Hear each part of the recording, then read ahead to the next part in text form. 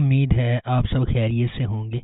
اگر آپ نے ابھی تک ہمارا چینل سبسکرائب نہیں کیا تو اسے ابھی سبسکرائب کر لیں اور بیل آئیکن کو دبانا بالکل بھی مت بھولیں۔ شکریہ۔ نمبر 13، شدت۔ اسرا ایک خوبصورت اور پیاری نوجوان لڑکی نے اپنے خاندان کی محبت اور دیکھ بھال سے بھرپور زندگی گزاری۔ اس کے برعکس سلطان ایک پرعزم اور کرشماتی کمال پرست اپنی خواہشات کو مسلسل حاصل کرنے کے لیے اپنے پریشان بچپن کے چیلنجز پر قابو پاتا ہے۔ ان کی شخصیت کے شدید اختلافات کے باوجود اسرا کو سلطان سے محبت ہو جاتی ہے، تاہم ان کی شادی کے بعد اسرا کو احساس ہوتا ہے کہ سلطان وہ مثالی آدمی نہیں ہے جس کا اس نے تصور کیا تھا۔ اسے خوش کرنے کے لیے وہ اپنی خواہشات کو قربان کر دیتی ہے اور ایک اہم تبدیلی سے گزرتی ہے۔ نمبر 12، نمک حرام۔ وفاداری اور بڑھتی ہوئی دشمنی کی ایک دل فریب کہانی جو بدلے کی آگ میں جلتی ہے۔ نمک حرام مرید کے سفر کے گرد گھومتا ہے کیونکہ اس کی زندگی اپنے خاندان کے لیے انتقام سے تشکیل پاتی ہے، اس لیے اس کا مزاج بڑھتے ہوئے تناؤ اور نفرت کا باعث بنتا ہے۔ جیسا کہ ڈرامہ ایک خاندان کے ماضی اور حال میں جھانکتا ہے، مضحکہ خیز حقیقت ارد گرد کے ہر فرد کی زندگیوں کے لیے نفرت کا گہوارہ بن جاتی ہے۔ نمبر 11، جیسے آپ کی مرضی۔ جیسے آپ کی مرضی ایک ناقابل یقین کہانی ہے جس میں یہ دکھایا گیا ہے کہ جب کوئی شخص فیصلہ کن معاشرے کے دباؤ میں آ جاتا ہے تو اپنے رویے کو کیسے بدل سکتا ہے۔ میکال ذوالفقار بحیثیت شیری ایک کرشماتی اور ذہین بزنس مین ہے جس کا تعلق اعلیٰ طبقے سے ہے، لیکن وہ آسانی سے دوسرے لوگوں کی رائے سے متاثر ہو جاتا ہے۔ دریوشا سلیم بطور علیزہ ایک پیاری اور سیدھی سادی متوسط طبقے کی لڑکی ہے جو اپنے پریشان کن شادی سے گزرنے کی کوشش کرتی ہے۔ شیری اور علیزہ ایک بظاہر کامل جوڑا جو حسد اور نرگسیت کے آنے پر ٹوٹنا شروع کر دیتا ہے۔ آخر میں کیا شیری اپنی حیثیت کو اپنے رشتے سے زیادہ اہمیت دے گا؟ نمبر 10، خانی۔ کہانی کا آغاز صنم خان سے ہوتا ہے جسے خانی کہا جاتا ہے۔ وہ خان اور اس کے خاندان کے برعکس ڈرپوک اور بزدل ہے جو خانی اور اس کے جڑواں بھائی صارم کی آنے والی سالگرہ کی تیاریوں میں مصروف ہے۔ درِ اثنا صارم گریجویٹ ہونے والا ہے جب وہ میر ہادی نامی سیاستدان کے امیر بگڑے ہوئے بیٹے کو ناراض کرتا ہے۔ ایک لڑائی ہوتی ہے اور ہادی صارم کو 4 گولیاں مار کر قتل کر دیتا ہے۔ نمبر 9، راہ جنون۔ راہ جنون غیر متزلزل جذبے اور غیر متزلزل عزم کی ایک ولولہ انگیز کہانی ہے جہاں جوانی کے جوش و جذبے کی کوئی حد نہیں ہے۔ اس کے دل میں شبریز ہے جس کا انتھک جذبہ کہانی کو آگے بڑھاتا ہے۔ وہ ایک ایسا آدمی ہے جو اپنی محبوبہ مہر کو جیتنے کے لیے انتہائی حد تک چلا جاتا ہے۔ شبریز کی مہر سے محبت اتنی گہری ہے کہ وہ محبت کے حصول میں ناقابل تصور کام کرنے کو تیار ہے۔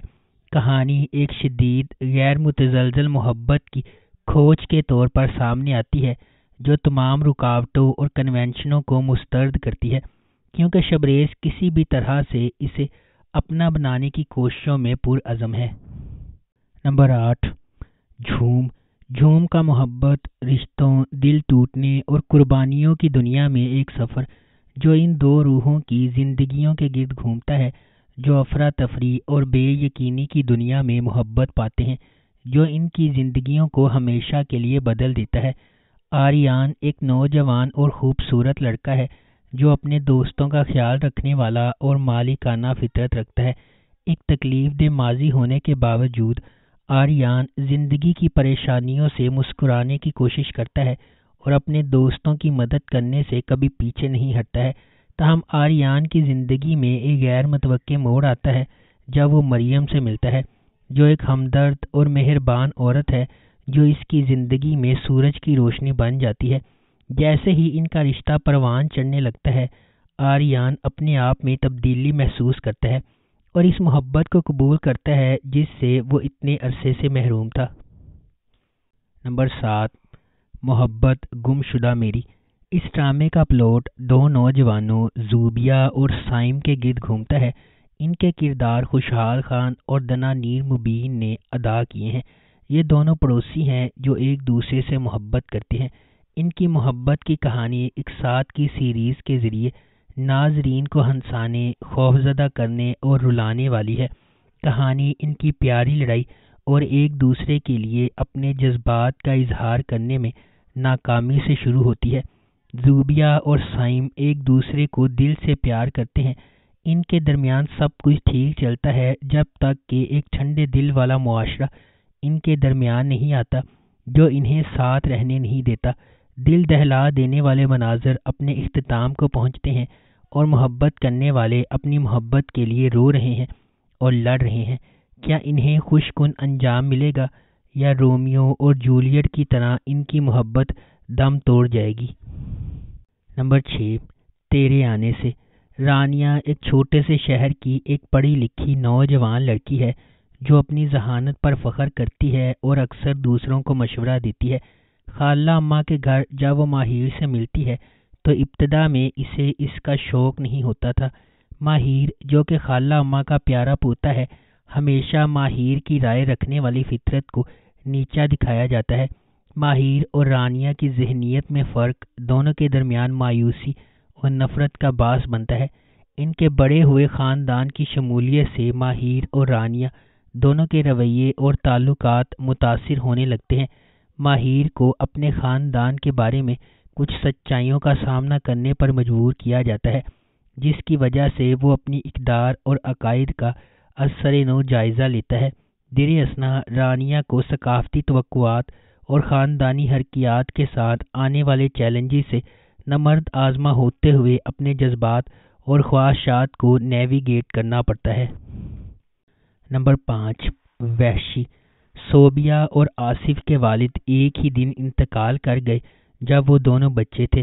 جہاں صوبیہ کے والد نے ہمیشہ اپنی دوسری بیٹی کو لڑکی ہونے کی وجہ سے برا سلوک کیا، آصف کو اس کے باپ نے بہت محبت تھی کیونکہ وہ اس کا اکلوتا بیٹا تھا۔ دو بچوں کی زندگی بیرونی اور اندرونی طور پر خاص متاثر ہوتی ہے۔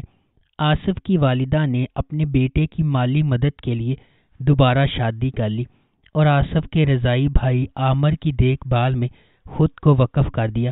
کچھ سال گزرتے ہیں اور یہ ظاہر ہوتا ہے کہ آصف ایک جنگلی آدمی بن گیا ہے جو اپنے سوتیلے باپ کے خلاف بغاوت کرتا ہے، اور ایک ایسا شخص جو زندگی میں دوسروں کے ساتھ بدسلوکی اور محبت کی عدم موجودگی کی وجہ سے اپنے آپ کو برقرار رکھتا ہے، جبکہ صوبیہ ایک خود غرض لڑکی بن جاتی ہے جو اپنی زندگی کو سب سے زیادہ اہمیت دیتی ہے۔ نمبر 4، کیسی تیری خود غرضی۔ کیسی تیری خود غرضی کی کہانی ایک بزنس ٹائکون کے بیٹے شمشیر کے گرد گھومتی ہے جو ایک متوسط طبقے کے پس منظر سے تعلق رکھنے والی مہک سے محبت کرتا ہے۔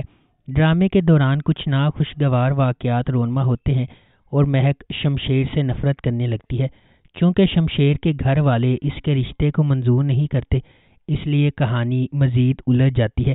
دانش تیمور بطور شمشیر ایک کاروباری شخصیت کا بیٹا ہے، ضدی اور اپنی محبت کے لیے کسی بھی حد تک جانے کو تیار۔ دریوشا سلیم بحیثیت مہک ایک لیکچرار کی بیٹی ہے، طبیعت میں شائستہ ہے اور ایک متوسط طبقے کے پس منظر سے تعلق رکھتی ہے۔ حمار شعیب بطور احسن مہک کے کزن اور منگیتر ہے۔ شمشیر ایک غیر روایتی ماحول میں مہک سے محبت کرنے لگتا ہے اور محبت اور نفرت کے اس رشتے میں تقدیر کھو جاتی ہے۔ نمبر 3، مقدر۔ رائما آرجے ہے جو اپنا نام بنانا چاہتی ہے۔ کام پر اسے اپنے ساتھی ساتھ کے بااثر بزنس مین چچا سیف کا انٹرویو کرنے کا موقع ملتا ہے۔ سیف کو اس سے محبت ہو جاتی ہے اور پھر اپنے اثر و رسوخ اور طاقت کا استعمال کرتے ہوئے رائما کو اس سے شادی کرنے پر مجبور کیا جاتا ہے۔ رائما کو سیف کے گھر والوں کی طرف سے مسلسل دشمنی ملتی ہے اور اس کے اپنے خاندان کی طرف سے کوئی مدد نہیں ملتی۔